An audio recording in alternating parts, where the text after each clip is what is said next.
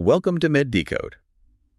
You know, all those casual posts we make online, the little thoughts we share on places like Reddit, they might be hiding a much deeper truth. We're talking about digital footprints, these linguistic markers that can change dramatically right before someone goes into a serious psychological crisis. That's right. And today's deep dive is just fascinating because it treats social media not as, just a forum, but as a real-time window into the human mind under extreme stress. That's exactly the mission here. We're looking at a huge naturalistic study that used natural language processing, or NLP, to decode the online language of users who self-identify with borderline personality disorder, or BPD. And this is a big data set we're talking about. It's enormous. We're looking at 992 users, and get this, over 66,000 posts. I mean, it's a massive undertaking. Wow, 66,000 pieces of raw, unfiltered thought. So why focus specifically on the BPD community? Well, it's a critical population, unfortunately, because the rates of self-harm are just shockingly high. Oh. We know that non-suicidal self-injury, or NSSI, affects something like 90% of adults with BPD, and suicidality is also extremely common. So by studying this group, you get a clearer signal. Exactly. Researchers get these incredibly vital, naturalistic insights. It lets them bypass the usual flaws of, traditional psychological studies, like relying on questionnaires where people might not remember their feelings correctly, or they might try to look better than they feel. That's the social desirability bias, right? Precisely. Here, they are capturing the raw process as it happens. So we're seeing the unfiltered moment-to-moment dynamics as they unfold, not some sanitized memory from a week later. That's huge. It's a game changer. Okay, so let's unpack this core linguistic code. When we talk about self-harm, the study is looking at two different but related things. Right. First, there's suicidality, and that's the whole spectrum, right? Thoughts, feelings, behaviors, from ideation to actual attempts. And then there's NSSI, which is non-suicidal self-injury. So this is intentional, physical, harm-like cutting or burning. But, and this is critical, the core intent is not to die. It's an attempt to regulate just overwhelming emotional pain. And that's such a common misconception, isn't it? That people dismiss NSSI as minor, but in the clinical world, it's one of the biggest risk factors for eventual suicide. You can't overlook it. Absolutely not. So what language traits did they find were common across all the high-risk users, regardless of whether it was NSSI or suicidal behavior? Well, the universal distress signal they found really centers on an extreme focus on the self. High-risk users show a really heavy use of I words. I words. Yeah, first-person singular pronouns like I, me, and my. This is classic self-focused language. It points to a profound dysfunctional self-process that we've seen in studies on depression for decades. That sounds incredibly isolating. It's like their whole world just shrinks down to me and my pain. That's a perfect way to put it. Their entire linguistic world just centers on their own internal suffering. And beyond that, both NSSI and suicidality disclosures correlate really strongly with a general increase in negative emotion words. Like what specifically? Specifically, sadness and anger. Those seem to be stable markers for self-harm across the board. Okay, but this is where it gets really interesting for me, because the study found a linguistic marker that was specific to suicidality only. Yes, absolutist language. This is the key distinguishing factor, and it really reflects a kind of catastrophic cognitive breakdown. And what do you mean by absolutist language? We're talking about words like always, never, totally, completely.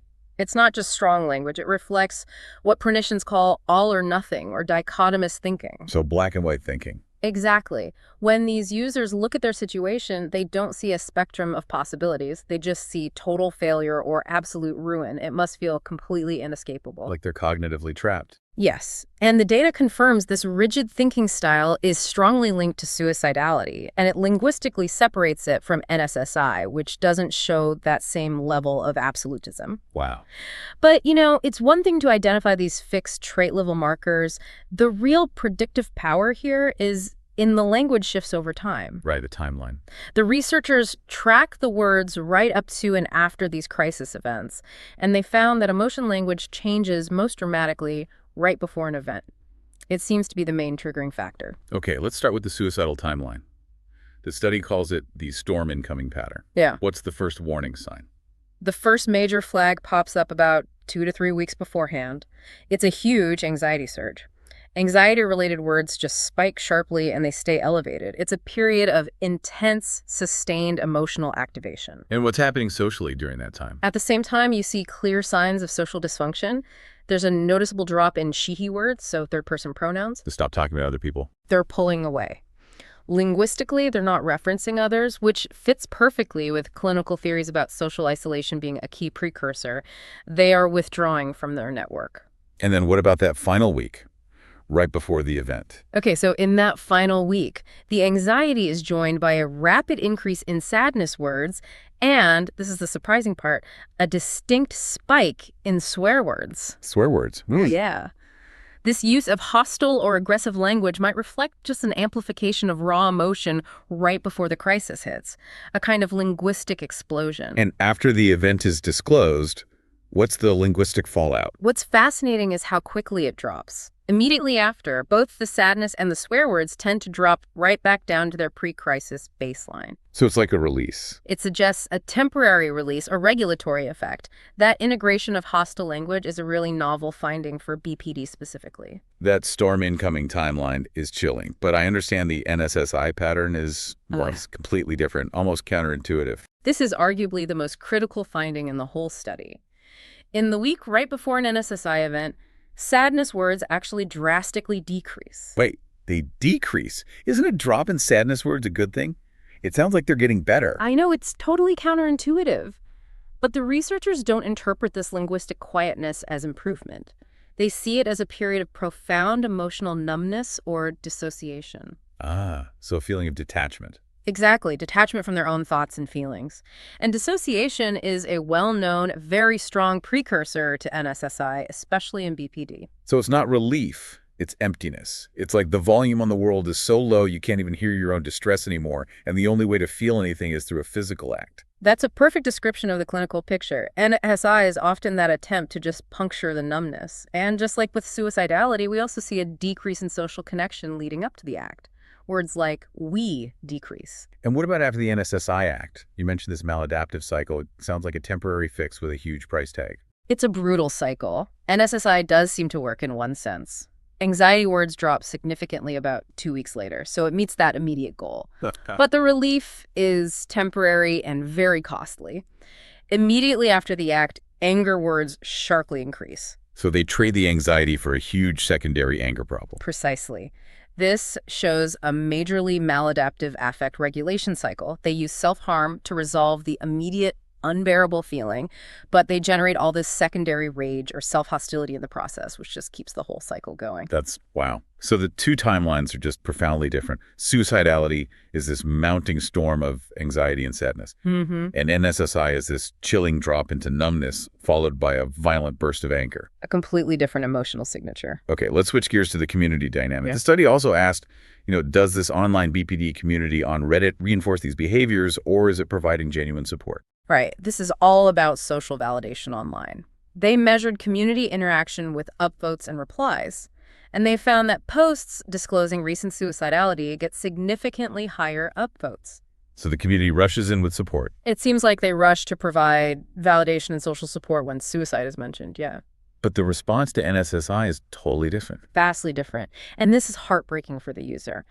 Posts disclosing recent NSSI get significantly fewer replies. So they're met with silence. Comparative silence, yes. While suicidality gets social support through likes, users disclosing NSSI might be left feeling completely isolated or unheard. It creates this sort of hierarchy of pain. And this brings us to what you called the core paradox. The third question was, what kind of language in general gets rewarded with upvotes? And they found two trends that just flat out conflict with each other. They do. So trend A is the positive side. Posts with more socially connected language, so we words and she words, they got more upvotes. Which is good. The community is encouraging social connection, which we know is a key factor against self-harm. Right. But then you have trend B posts showing high levels of negative emotive and hostile language. So anxiety, sadness, anger, and swear words also got more upvotes. Wait, so the more hostile and angry and negative they are, the more social validation they get. That's the paradox. It's incredibly ironic. It seems so counterproductive. It suggests the BPD community, in its effort to validate pain, might be unintentionally reinforcing the very emotional dysregulation that precedes self-harm. So it's like a kind of digital enablement. The community means well, but by rewarding the language of crisis, they might be fueling the fire. They are validating the intensity of the pain rather than, say, the search for connection or stability. It's a really difficult tightrope for any online support community to walk. So what does this all mean for us, for the listener? Well, the practical utility here is huge. This research moves us beyond just diagnosing BPD and into the realm of anticipation. By monitoring these subtle linguistic cues like that sudden drop in social language or the switch from anxiety to numbness, clinicians and maybe even prevention platforms could, in theory, intervene much earlier. Right. It's like science is giving us a way to see the internal pain before it manifests physically. So let's just recap the two most surprising aha moments from this that should really stick with you. Okay, first for me, it's the dramatic difference in those pre-crisis emotional timelines. Suicidality is the storm incoming, that spike in anxiety. NSSI is the calm before the storm, that dangerous drop in sadness that signals dissociation. And that's followed by the post-act anger spike, showing the maladaptive cycle. Exactly. And the second big takeaway is that online community paradox. They encourage connection, but they also explicitly reward these exhibitions of intense negativity and hostility with upvotes. And while the intention is to validate pain, they might be unintentionally reinforcing the very emotion cycles that drive the behavior. It's fascinating and a little bit scary. It is. And the data shows the community gives support mostly after a crisis is disclosed, and it rewards the most intense negative emotion. And so this raises a really critical question for all of us. Which is? If we know that social withdrawal and emotional numbness are signals of an impending crisis, how can online platforms change their structure, maybe their moderation, to reward users for seeking connection or for expressing vulnerability in a way that actually preempts the crisis, rather than just reacting to it or reinforcing the loudest expressions of distress? So shifting the platform design to reward connection over crisis intensity. That shift right there, that might just be the next frontier in digital mental health intervention. And that's a wrap on this episode of MedDecode. I really appreciate you joining me today. If something we talked about sparked your interest, or if there's a medical term that's been bugging you, let me know in the comments. And if you enjoyed this, be a pal and share it with a friend. We'll catch you on the next one.